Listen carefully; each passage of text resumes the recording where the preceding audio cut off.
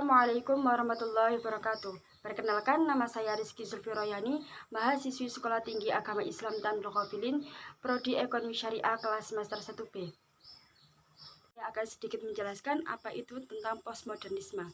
Melihat latar belakang munculnya postmodern, tidak dapat dilepaskan dari modernisme itu sendiri. Lyotard dan Foucault, mereka adalah dua tokoh yang berperan penting dalam lahirnya postmodernisme. Mereka menciptakan adanya pemikiran baru terhadap adanya keteraturan yang dituntut oleh modernisme itu sendiri.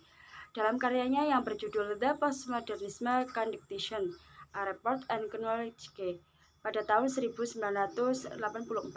Dalam buku ini, ia menjelaskan tentang perubahan-perubahan di bidang ilmu pengetahuan yang terjadi dalam masyarakat industri maju akibat pengaruh adanya teknologi baru.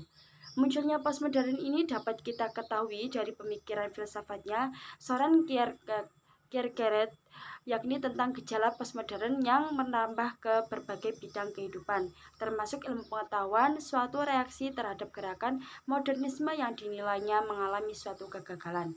Atas latar belakang itulah para tokoh dan pemikir postmodern menghadirkan sebuah gagasan baru yang disebut postmodern dalam melakukan dekonstruksi paradigma terhadap berbagai bidang keilmuan untuk mengoreksi dan menemukan paradigma yang baru.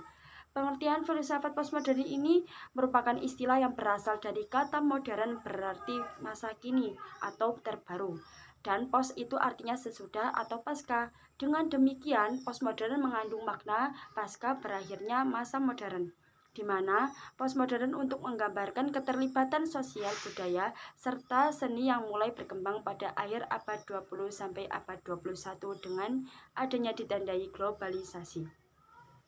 Hal tersebut membawa berbagai perubahan sosial dan pemahaman baru terhadap terciptanya interaksi sosial, serta menyebabkan adanya penolakan mapan generasi tua yang membawa perubahan di berbagai sosial atau kegagalan para filsuf yang memajukan sifat sosial manusia. Ada yang memandang bahwa postmodern sebagai hilangnya budaya dari suatu golongan atau komunitas, di mana sebuah tradisi telah dilenyapkan. Contohnya dalam merayakan suatu kehamilan di desa-desa, malah dengan mengadakan adanya pesta-pesta, padahal kehamilan hanya boleh dirayakan dengan cara syukuran.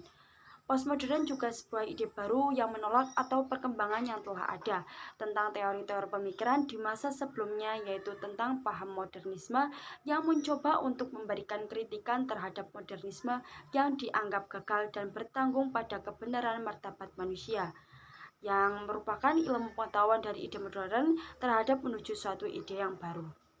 Postmodernisme yang pertama itu dekonstruktivisme. Hampir semua konstruksi dasar keilmuan yang mengeklaim mapan dalam era modern baik di bidang iosologi, psikologi, antropologi, sejarah selama ini dianggap baku, yang biasanya disebut dengan grand theory, terlalu menyederhanakan persoalan, dianggap munculnya teori-teori lainnya.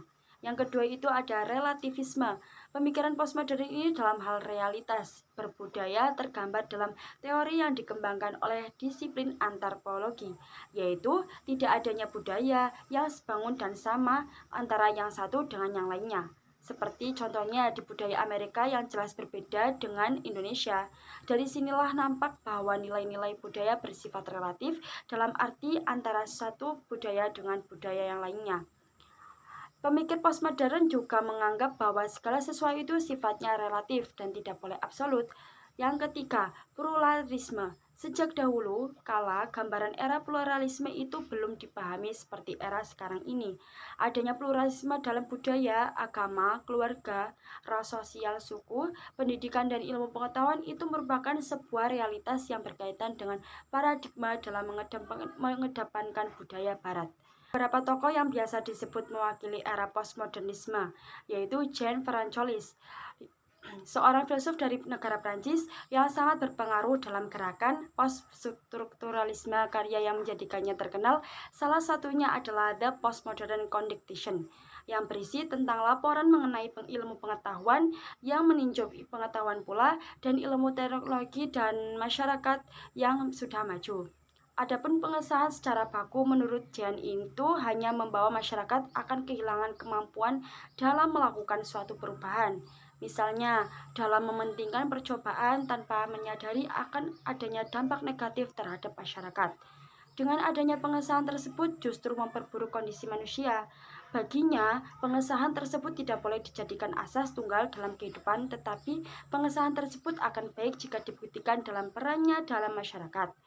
Yang selanjutnya ada Michel Foucault, seorang filsuf di Prancis, sejarawan ide, teori sosial, ahli bahasa, dan kritikus sastra. Michel Foucault ini juga mempunyai teori yang membahas hubungan kekuasaan dan pengetahuan yang digunakan untuk membentuk kontrol sosial melalui lembaga kemasyarakatan, terutama dalam penjara dan rumah sakit. Michel Foucault ini menjadi salah satu pemikir postmodernisme dalam perkembangan dan pengetahuan manusia. Bahkan, analisisnya yang kritis dan tajam mampu memberikan warna baru pemikiran postmodernisme. Sejauh ini, pemikirannya masih menjadi bahan perdebatan. Yang selanjutnya ada Jacques Derrida, seorang filsuf yang pemikirannya membahas tentang dekonstruksi. Apa sih itu dekonstruksi? Dekonstruksi itu berarti mengurai, melepaskan, dan membuka, yang merupakan salah satu kunci pemikiran postmodernisme.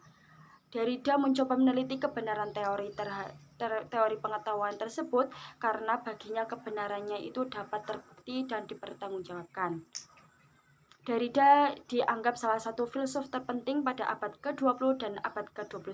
Selanjutnya di sini saya akan menjelaskan tentang perbedaan postmodernisme dengan modernisme. Modernisme suatu periode yang menginformasi keberadaan dan kemungkinan untuk mengetahui sebuah keberadaan dengan menggunakan suatu penalaran. Thomas Oden berkata bahwa periode modern dimulai dari runtuhnya Bistel pada tahun 1789 dan berakhir dengan kolapsnya komunisme dan runtuhnya tembok Berlin pada tahun 1989. Modernisme adalah kemungkinan mengetahui kebenaran dengan hanya menggunakan suatu penalaran manusia. Modernisme sebagai pengganti dinyatakan sebagai penemuan ilmiah, otonomi manusia, kemajuan linear, dan kebenaran mutlak. Sedangkan postmodernisme itu sendiri adalah sebuah reaksi melawan modernisme yang muncul sejak akhir abad 19. Dalam modernisme ini, pikiran bisa digantikan dengan keinginan, penalaran bisa digantikan dengan suatu emosi, dan moralitas bisa digantikan dengan relativisme. Kesimpulannya, postmodern cenderung mengkritik segala sesuatu yang disosialisasikan dengan modernitas, yaitu pada akumulasi pengalaman peradaban barat adalah industrialisasi, urbanisasi, kemajuan teknologi, negara bangsa, kehidupan dalam jalur cepat. Dalam postmodern, pikiran digantikan dengan keinginan, penalaran digantikan dengan relativisme. Kenyataan tidak lebih dikonstruk sosial. Akhirnya, pemikiran postmodern ini mulai mempengaruhi berbagai bidang kehidupan, termasuk dalam bidang filsafat. Mungkin cukup sekian yang bisa saya sampaikan. Semoga bermanfaat. Sekian, terima kasih. Wassalamualaikum warahmatullahi wabarakatuh.